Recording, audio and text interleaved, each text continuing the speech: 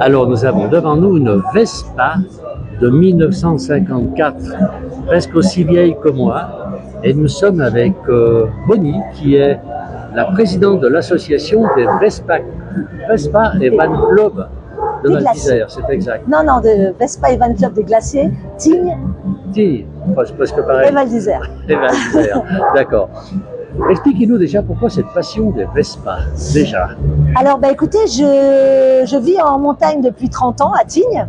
Et en fait, j'étais motarde à la base. Et voilà, j'ai voyagé, fait l'école de nos montagnes magnifiques avec ma moto. Et un jour, en allant en Italie voir les copains, ils m'ont dit, il faut absolument que tu viennes à nos rassemblements de Vespa. Donc, je suis partie à Aoste et j'ai fait mon premier rassemblement, donc, qui était en 2014. Et je suis tombée amoureuse de la Vespa, donc j'ai vendu la moto et je suis passée à cette magnifique machine qui a été créée en Italie en 1946, après la guerre. Et en fait, une grosse usine donc qui appartenait à Piaggio avait donc ces petites roues qui sont les pneus des trains d'atterrissage des avions à l'époque de la guerre. Et comme ils avaient un stock phénoménal, ils ont réfléchi, ils ont dit il faut qu'on fasse quelque chose avec ça.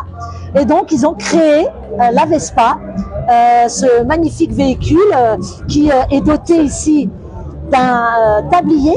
Et en fait, il a été fait pour les dames. Comme ça, elles pouvaient utiliser la Vespa avec une jupe.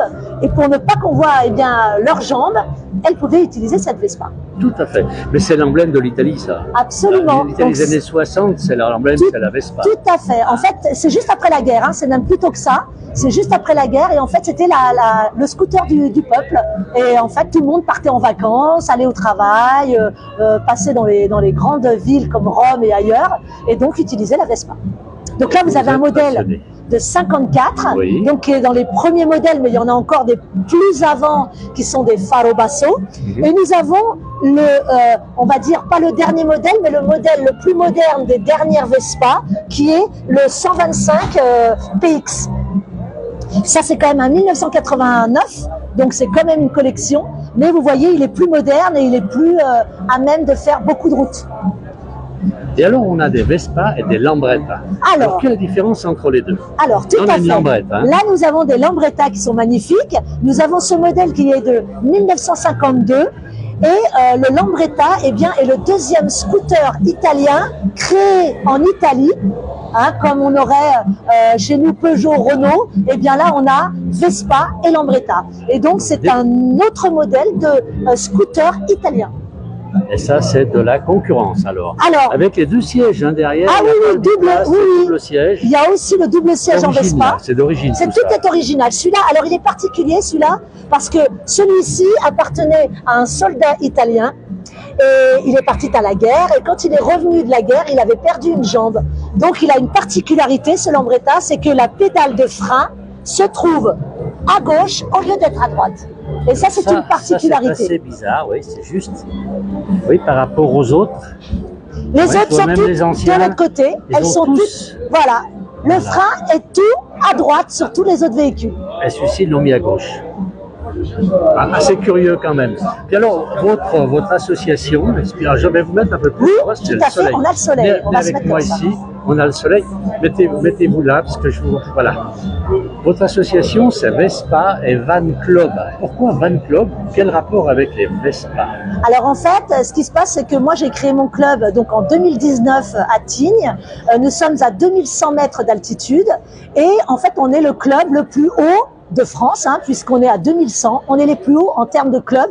Et j'ai associé les vannes parce que nous, effectivement, comme nous sommes tout l'hiver dans la montagne, dans la neige, et nous bougeons énormément l'été pour la saison d'été, on met les Vespa dans les vannes et on part sur les rassemblements dans l'Europe entière. Donc en fait, on fait les rassemblements nationaux qui sont avec le Vespa Club de France. Cette année, nous allons à Toulouse et ensuite, nous avons tous les rassemblements qui se déroulent en Croatie, en Angleterre, en Portugal, en Espagne, en Italie. Et donc, on bouge énormément. Alors, j'ai associé Vespa et Van Club des Glaciers. Comme ça, on a les deux. Mais si on a uniquement un van, on peut venir quand même. Mais bien sûr. Sans, ou avec avec une Vespa Absolument. ou une Nous, Lambrette, on on peut accepte venir tout voir. le monde. La preuve, puisqu'aujourd'hui, on est avec les mobylettes de Beaufort. Et donc, nos amis de Beaufort nous ont appelés parce qu'on est copains, hein, tout collectionneurs que nous sommes. Et ils nous ont dit, vous venez, vous vous installez avec nous. Et nous, voilà, on fait tous les rassemblements et également les rassemblements de véhicules d'époque, puisque nous sommes affiliés à la FFVE, Fédération Française Véhicules d'époque. Eh bien, Bonnie, je vous remercie beaucoup pour Moi ces aussi. explications. Et ben, on ira vous voir une fois sur Tignes, Bien sûr. votre exposition de Vespa et Lambrette. Merci beaucoup. Un grand plaisir. Merci. Au revoir.